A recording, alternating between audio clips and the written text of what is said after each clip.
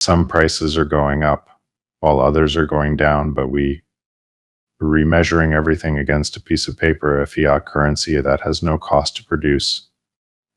It's just a matter of pressing a button to print more, effectively stealing people less time and energy. This dynamic creates distortions in the economy.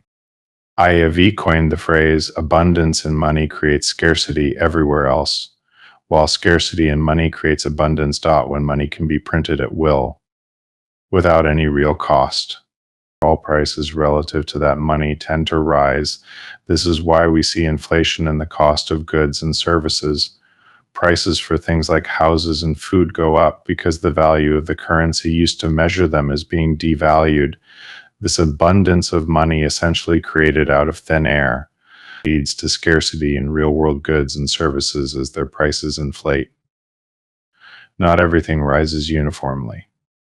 Digital goods like computers and software often fall in price even against this devalued currency. This is due to Moore's law and rapid technological advancements, which make these items cheaper to produce.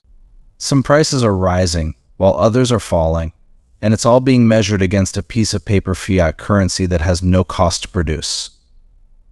Governments can print more money at the push of a button, which devalues the currency and, in effect, steals people's time and energy. This leads to distortions in the economy, creating a scenario where abundance in money creates scarcity in everything else, while scarcity in money creates abundance. When money can be printed endlessly, prices of goods and services tend to rise because the value of that money decreases. This inflation is why we see the cost of housing, food, and other essentials go up. The currency becomes abundant, but real-world resources become scarcer as prices inflate. Essentially, printing more money makes everything more expensive relative to that currency. Not everything follows this pattern. Technology-related products like computers and software often fall in price even as inflation drives up the cost of physical goods. This is because technological advancements, driven by Moore's law, continually make digital goods cheaper to produce. Despite the devaluation of currency, the rapid pace of innovation and technology keeps prices for these digital goods falling. Physical goods like energy, housing, and food become more expensive when measured in fiat currency. This confuses people who expect prices to move consistently. But if you measure those same goods in Bitcoin, you would see a different picture. Energy prices, housing prices, and other physical assets would actually be falling in Bitcoin terms. This reflects the deflationary nature of technology and scarcity when measured against a sound currency like Bitcoin, which cannot be printed at will. In this sense, Bitcoin offers a clearer view of real-world value, as opposed to the distorted view presented by an inflationary fiat system. Subscribe our channel and press the bell button to get our video notification. And like the video. Global trade must always balance to zero. There have to be sellers and buyers, and this equilibrium is maintained by the currency systems. With the US dollar functioning as the world's reserve currency, the dynamics are unique. The US and its major trading partners like Japan and the Eurozone act as the primary buyers while other countries become the sellers. As prices rise in one country, production tends to shift to places where it's cheaper. However, because so much global debt is denominated in US dollars, the situation becomes more complex. Instead of letting the natural shift of production occur, these countries often intervene in their currencies to manage debt pressures.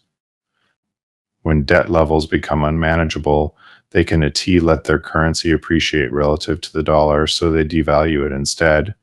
Currency intervention becomes a tool to manage the economic imbalance. As a result, the currency of these selling nations weakens, causing their goods and services to become cheaper for US buyers. When a country's currency weakens against the dollar, it makes their exports more affordable to US consumers. This process is a form of economic rebalancing, where currency devaluation is used to stabilize trade and debt. Global trade must always balance to zero, meaning there have to be equal amounts of buyers and sellers.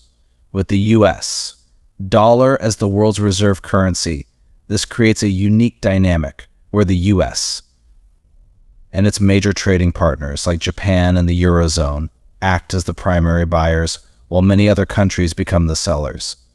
As prices rise in one country, production tends to shift to places where it's cheaper.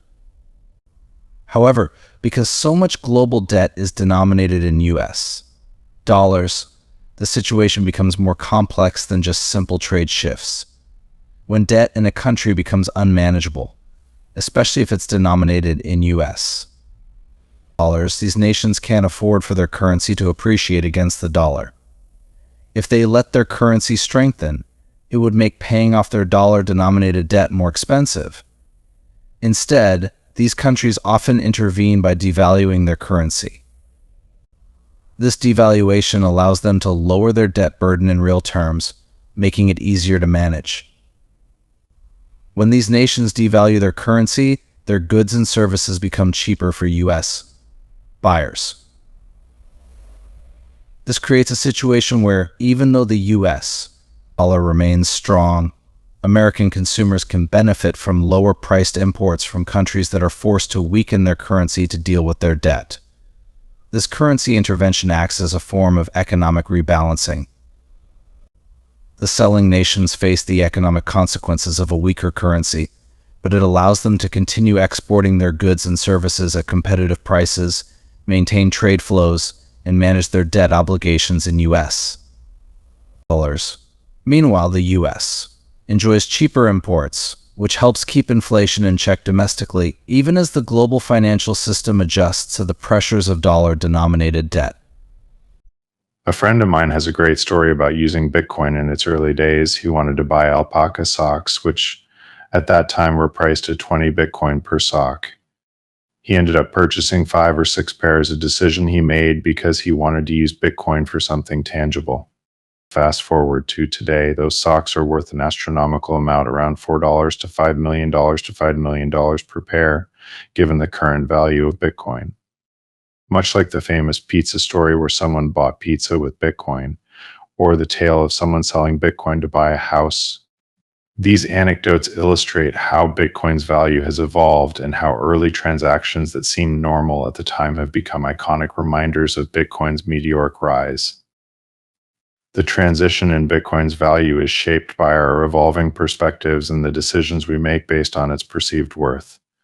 Whether it's buying socks, pizza, or a house, each story reflects how Bitcoin's value has shifted and how its use as a currency has changed with time. A friend of mine has a fascinating story about using Bitcoin back when it was still relatively new. He wanted to buy alpaca socks, which at that time were priced at 20 Bitcoin per sock. He ended up purchasing 5 or 6 pairs because he was keen on using Bitcoin for real-world items.